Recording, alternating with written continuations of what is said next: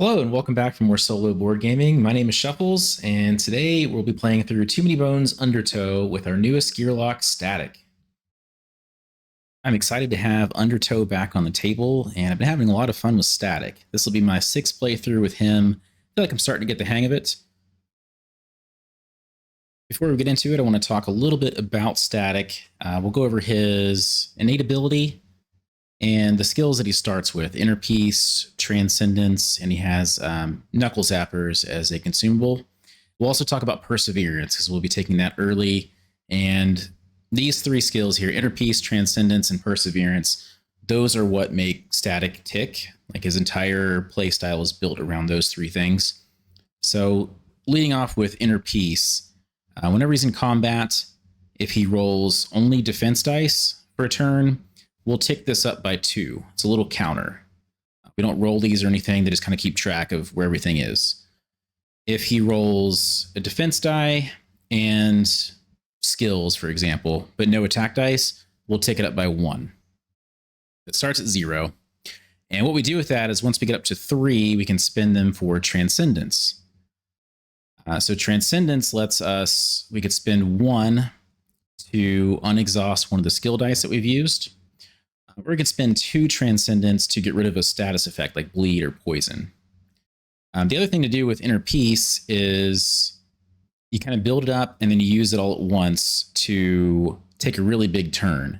So if we have 3 Inner Peace, for example, instead of spending it on Transcendence, we could take it all the way down to 0, and that'll give us 3 more Dexterity, which lets us take a pretty big turn. We only start with 2 Dexterity at the beginning of the game, so that would give us 5.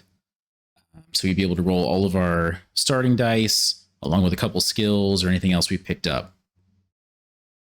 So the last thing is Perseverance, and we don't start with that, but we'll be taking it early. Perseverance works if you have defense dice in your active slots and you're attacked by an enemy and they reduce your defense, you'll tick up Perseverance by 1. And then you can spend Perseverance kind of the same way Inner Peace works.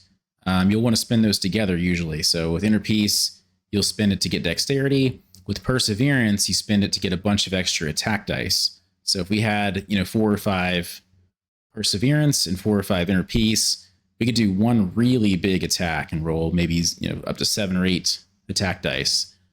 So really helpful against bosses or tanky enemies like that. So that's the main.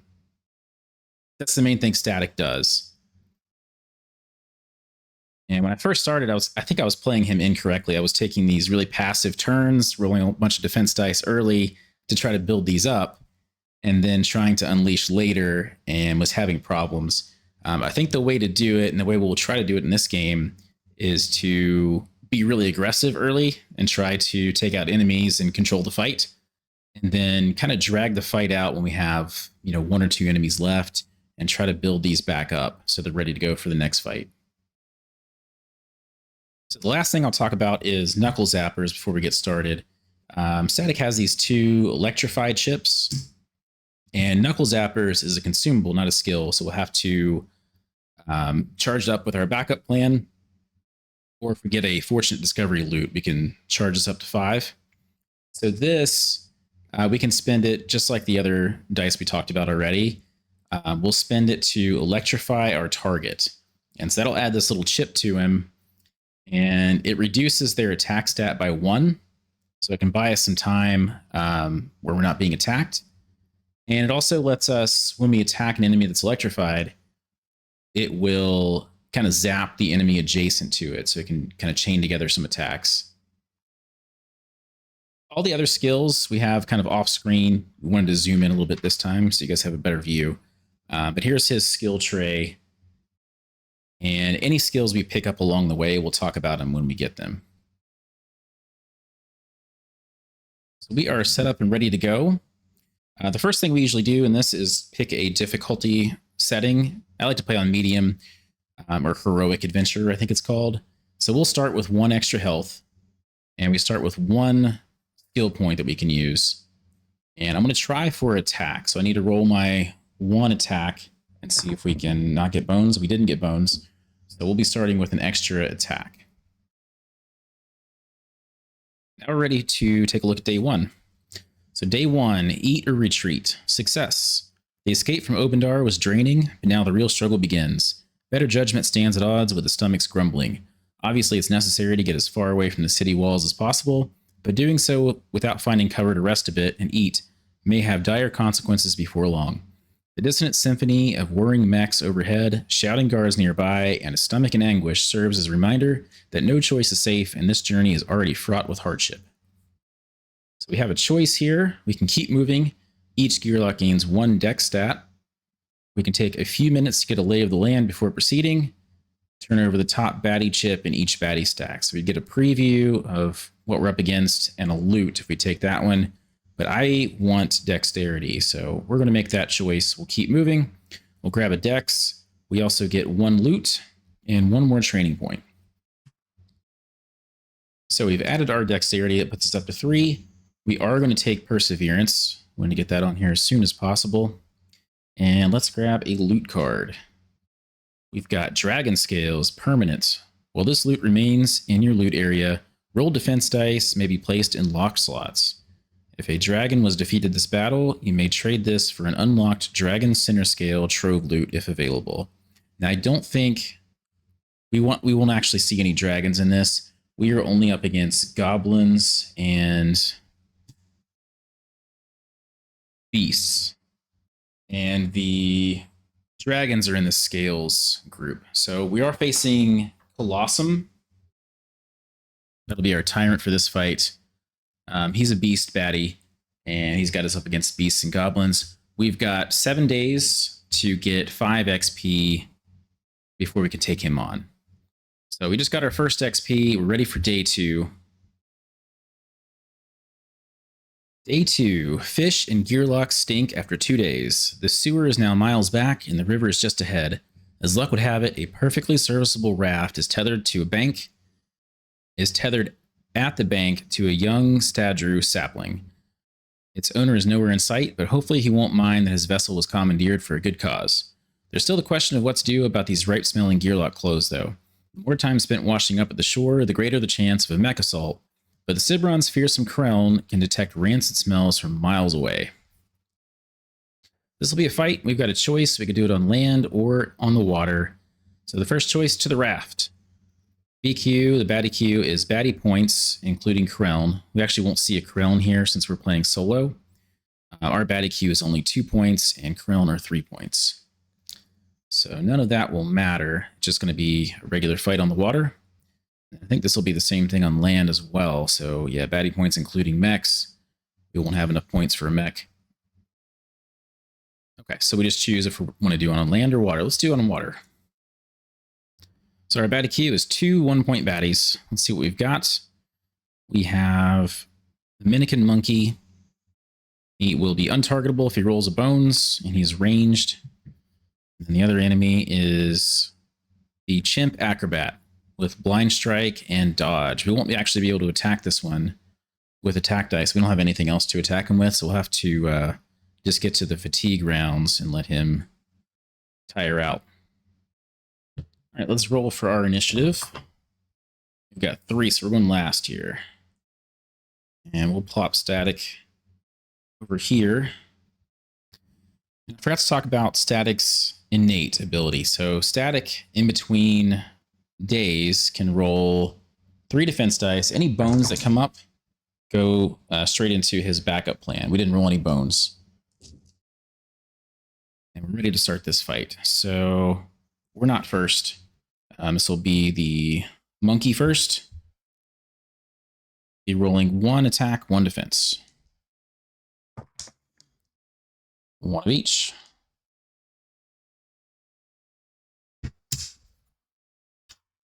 All right. For the acrobat, he has blind strike. There's no one next to him. He's going to chase us. He can't quite get there. Now it's our turn. We've got 3 dexterity. I think we're going to go ahead and roll 2 attack and 1 defense dice.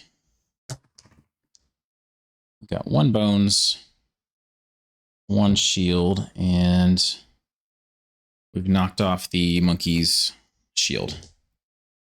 That's it for round 1. Round 2 will be attacked again. 1 and 1. So we lose our shield, but we do get to take up Perseverance. So now the Acrobat with Blind Strike will knock the shield off the monkey, which is helpful. But then he'll move over and attack us. And hits for 1. So we lose 1 health. So for our turn, we're going to try to take out this monkey. Roll 2 attack dice. Oh, we got him. Wow. Okay. Not expecting that. So the monkey's gone. That's helpful. With our 3rd dexterity there, we forgot to roll our defense dice. We'll go ahead and do that now. We got 1, which helps because it's going to get knocked right off by the chimp with Blind Strike. So we're moving into round 3. Get hit for 1 with Blind Strike. And that doesn't actually tick up Perseverance. It wasn't an attack. So he will attack us now.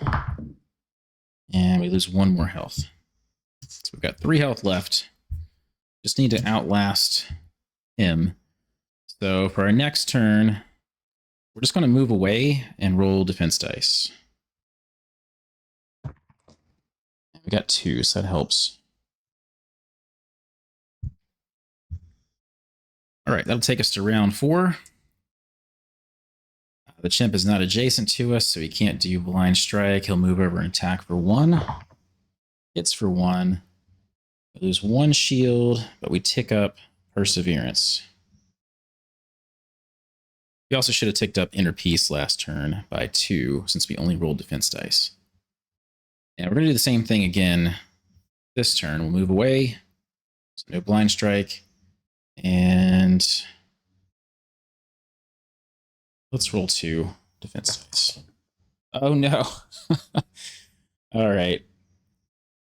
So yeah, we don't have any defense now. I think we're going to spend our backup plan here with current shield. And that will let us put a 2 dice up here. But we're out of bones. Oh well. Moving into round 5. Chimp comes back, takes another swing at us, hits for 2. So that ticks up Perseverance. We forgot to do Inner Peace again, so it's up to 4. And then we're going to do that 1 more time. We'll move away, roll 2 defense. We got 2. So we should be in decent shape here. We're going to go ahead and spend Inner Peace on 1 Transcendence. So that takes down to 1 Inner Peace, and then we got 2 more from rolling only defense dice. So we're starting to build up our energy here for later rounds. Moving into the fatigue round, we're each going to lose 1 health. But we have 1 more than the chimp. So as long as we keep some shields up, we'll be okay. Chimp comes back, hits us again. Just a 1, that's okay. That'll give us 1 more Perseverance, up to 4. And then it's our turn. We're gonna move away, roll 2 defense dice. That should do it. Oh, we should have. Let's just do that again with 1. Got a 2, okay. It doesn't really matter, this fight's over. Inner Peace takes up to 5. I think we'll go ahead and spend it again for a 2nd Transcendence. And we move into the next fatigue round. We're down to 1 health, but the chimp is out. So that'll do it for day 2. So our day 2 rewards, we get 2 training points and 1 loot. Let's go ahead and grab our loot. We've got Huckleberries. This is single use. Heal an adjacent Gearloc for 4 HP or heal yourself for 3. All right, we'll hang on to that. 3 health. For our 2 training points, I think we want 1 more dexterity. That'll get us to 4. And then we'll take our first skill. We'll do Cibron style. So this one, it's got a couple of bones faces, and then a couple faces with a 1 on it, and a couple with a 5. So if we roll a 1, it lets us take a turn for a 1-point baddie. If we roll a 5, we can take a turn for any baddie up to a 5-point baddie. We can't move them, but we can use their skills and attack. And then we're going to choose to heal up. We've only got 1 health left. So that'll get us back to 6. We've got our second XP towards the Kollossum fight, and we're ready for day 3. This one is Spawn Spearing. So little is known about the Krelln and their recent proliferation in the Cibron that attempting to avoid them is a difficult venture. Case in point, it's Krelln spawning season. No book or almanac in Daelore could have pinpointed this particularly dangerous time of year, and now we floated right into a Krelln spawning nest. The Krelln here are still small and non-threatening. Soon, they'll leave the nest and begin to assert their dominance over Daelore's waterways. Of course, slaying what we can as we float by will make their reign over the river just a little less oppressive. No choice on this one. We're going to be doing a water fight. Let's poke some Krelln.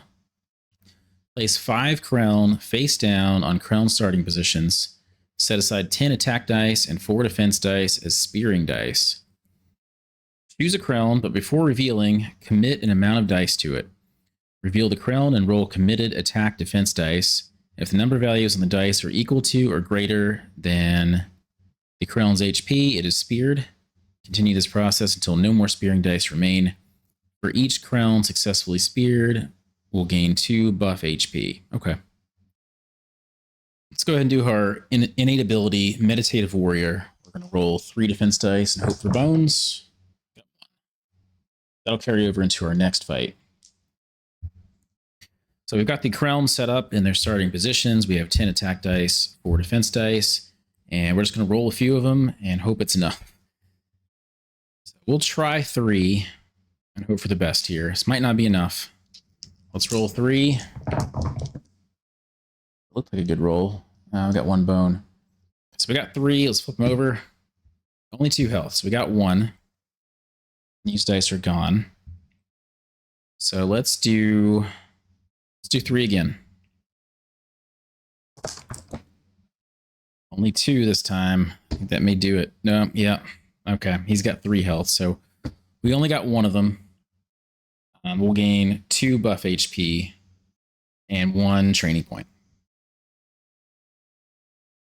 So we'll throw our buff HP in our little prep area. For a training point, let's go ahead and take Shock Kick. It's the next one in the Brawler skill tree. So Shock Kick's pretty cool. You can do whatever number comes up, you'll do that much damage to all adjacent enemies. And there is a 3 on here, so you can do some pretty big attacks. There's 1 bone face. The 1 and 2 are really good. The 3 comes with the caveat that you're also going to, you apply bleed to the enemies, but also to yourself. But we do have Transcendence, so if that happens, we can spend that to take off the bleed. I think that'll come in handy. So we're going to do Meditative Warrior again. It's our innate ability. We've got 2 more bones, so that's a good start for day 4. And then we don't need to heal this round. We've got full health and 2 buff HP. So I think we'll try to swap out those dragon scales for something better. If we get lucky, we need at least 1 bones to be able to replace it. We got 3 bones. Okay, so we get to look at, this goes away. We're going to look at 3 loot cards and pick the best one. All right, non-essential oils, 3 uses. You may re-roll your initiative die during battle setup. Descaler, single use. Grant any Gearloc 2 buff HP. Otherwise, during a lockpick attempt, use this to open a lock of 4 or less without the use of action dice. Last one, augmented footwear for a single battle. Anytime on your turn, move 1 adjacent position. Does not cost dex. I'll use that in 1 battle. Don't really like any of these, but I think we'll take the descaler in case we get trove loot. That could be helpful. This is a short game anyway, with only 7 days to take out Kollossum. So if we get a trove loot, there's a decent chance we won't be able to open it. So this may help. All right, day 4. We've got 3 XP towards Kollossum. We need 2 more. This one is Poor Unfortunate Shoals. I knew I shouldn't have trusted that shapely talking octopus. A mysterious creature promised me a serum that could help me find my sea legs, but here I am, just as wobbly as ever. Enemies and lay poisons. That's troll for the poisons on every side, and something strange is happening to me. I can't fight the same way I usually do. The octopus told me the serum's effects would wear off in 3 days, but I have a strong immune system. If I can get out of this jam, I should be able to recover quickly, but if I can't, my only grave will be under the sea. It is the Little Mermaid. Go ahead, make your choice. It won't cost much, just your voice. This is one of the new encounter cards from 40 Waves. All right, so first option is a water battle. Baddie Q is points including Kreln. It's day 4, so that would be a Kreln and a 1-point baddie. At the start of each round, we must choose a curse, and we can't choose the same curse twice in a row. So we can exhaust a die from our active slots. We can't roll attack or defense dice this round, exhaust a die from skills area, or cannot move this round. That one gets us a trove loot that's already unlocked, which is nice. If we take the other choice, it'll be baddie points including mechs. We cannot use our backup plan except to upgrade to our innate +1, which is interesting because we've already got three bones. We definitely want to do the innate +1 this round. I think I may do the land battle. We'll skip the trove loot. We'll get an extra training point. And we're going to get a training point and a loot anyway, if we win. Okay, so let's do the land battle. So our baddie Q is a 1-point baddie and a mech. The 1-pointer is the Goblin Broadcaster. So he's got signal. He's going to keep calling in 1-point baddies until we kill him, or until round 3. And we're up against the Rust Bucket. That's the mech we'll be up against. He has Assault and Careless. Careless will mean if he rolls bones, he loses 1 health, or does 1 damage to himself. Assault means his attack stat is equal to his current health, which he starts with 5 or 4. So that's quite a lot. And he's ranged, so he won't move towards us. All right, let's roll for our initiative. We got a 6. Very nice. So we'll actually go before the signal baddie, though I don't think we can really prioritize him with this Rust Bucket rolling 4 attack dice at us. Let's start round 1. Probably put Static out here first. We're going to line him up close to the Rust Bucket. I think we'll move in on our first turn here. So we have 3 dexterity left. I think this is a spot where we want to use some perseverance. We have 2 attack dice by default. Let's spend 2 inner peace. It gives us 6 dexterity this round. We used 1 to move, 2 more for these attack dice. Let's do 2 more attack dice and 1 defense. So that'll tick down perseverance to 2. We're out of inner peace. We've got a pretty big attack here for the Rust Bucket.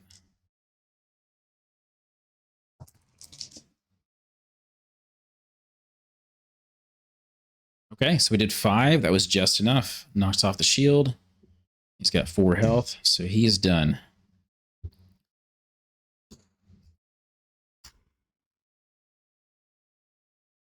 We also got ourselves a 2 shield. So we're in decent shape. Now it is the broadcaster's turn. He's going to bring in a 1-point baddie at the end of the round. And he's going to attack us for 1 and roll a shield. Both hit. He gets a shield. Our defense ticks down 1, which means perseverance goes up. I move into round 2, and we're going to be adding 1-point baddie, the Goblin Dabbler. It's Mischief 1, so he'll remove one of our active dice if he's next to us. And he does a 1 attack. So round 2, we are going to move in. And we're going to roll some skills this time. We'll do Cibron Style and Shock Kick. And we'll roll 1 defense for our last dexterity.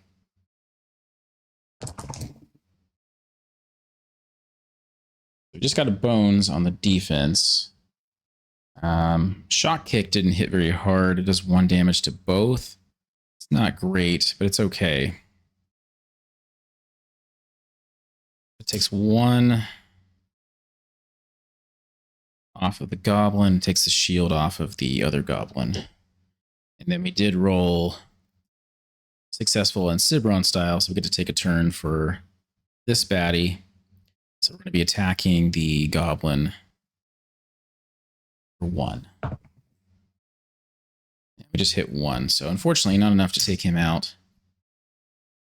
All right, the Broadcaster brings in another 1-point baddie. That'll be the last time that happens. He's going to attack us again. Roll a defense, 1 and 1. We did take up Inner Peace once last round since we didn't roll any attack dice. Lose our shield, so that rolls up Perseverance to 4. All right, so the Dabbler's turn. Mischief 1, we don't have any active dice, so nothing there. He's just going to roll 1 attack against us and hits. So we'll lose 1 health, but we have buff HP, so we'll lose 1 of those instead. Takes us into round 3. But first we need to add this next 1-point baddie. It's another Chimp Acrobat. Blind Strike and Dodge, you've already seen him. I just realized I gave the Broadcaster 6 health. That's actually his initiative, which we did do correctly. He only has 1 health, not 6. So we'll fix that. Now it's my turn. Round 3. I think we'll move away from the chimp 2 spaces and we'll attack the goblin. Got 2 attack dice. Let's take a risk here. We'll go 1 and 1 defense. So we try to get. No, let's do 2. We'll do 2 attack. All right, 1 bones. Yeah, we do take out the goblin. All right, so the Broadcaster, with his correct amount of health, will now attack us. He doesn't roll a shield since he already has 1. And he missed. So now the Chimp Acrobat comes over. Blind Strike doesn't connect since we weren't adjacent. And he attacks for 1. That is a hit. So we lose our last buff HP. That's okay. We're still at full health. We move into round 4. So at this point, our goal is just to get Inner Peace back up and get 1 more bone so we can upgrade to our innate +1 side. So going into in between each day, we'll be rolling 5 defense dice for bones instead of just 3. So we're just going to move away from the chimp, roll 2 defense. And we've got a couple shields now. And that takes up Inner Peace to 3.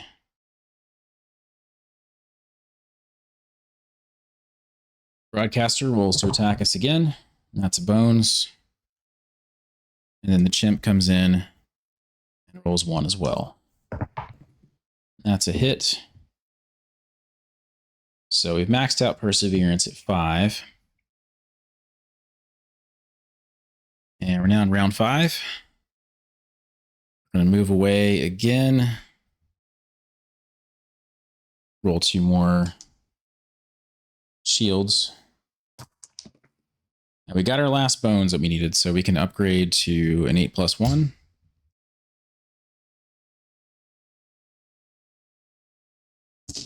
And we've got 1 shield left.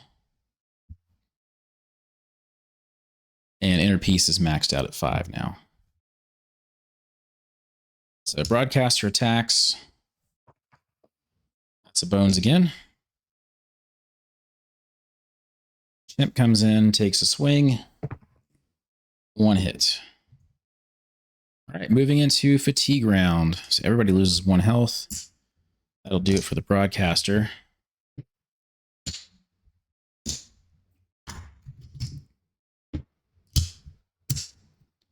And we lose 1 health as well.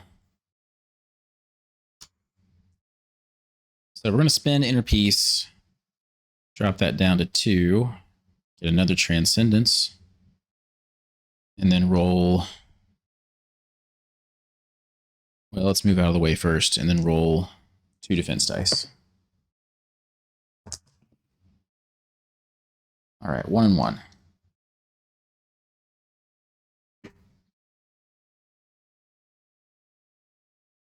So the chimp comes in, takes a swing. 1 hit. And that'll do it. We actually should have ticked up inner peace last time, back to 4. But that'll do it. So fatigue hits the chimp. He's done. We drop 1 more health. And that's it for day 4.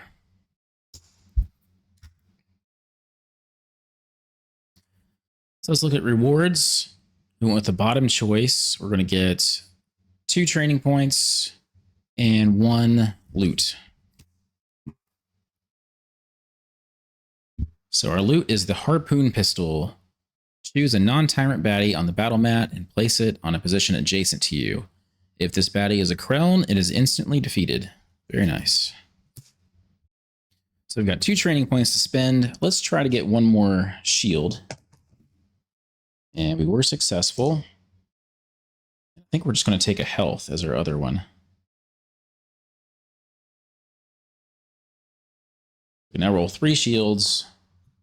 7 health. We're also going to heal. So we'll be at the full 7. And then we're going to roll 5 dice now for our innate +1 and hope for some bones. Got 1. All right, that'll take us to day 5.